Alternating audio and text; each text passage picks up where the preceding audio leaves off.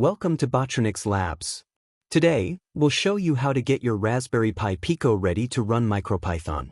Let's get started.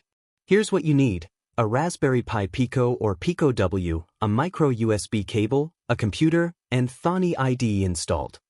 First, install the Thonny Python IDE. Go to thonny.org and download the installer for your system. Next, download the MicroPython firmware for Raspberry Pi Pico from the official Raspberry Pi website. Let's flash the firmware. Plug it into your computer. It will appear as a USB drive. Drag and drop the MicroPython.uf2 file into it.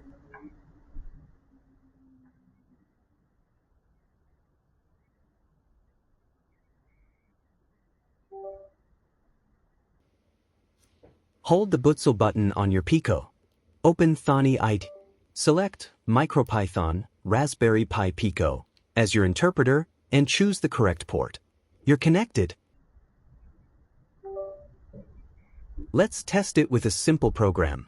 Here's the code to blink the onboard LED.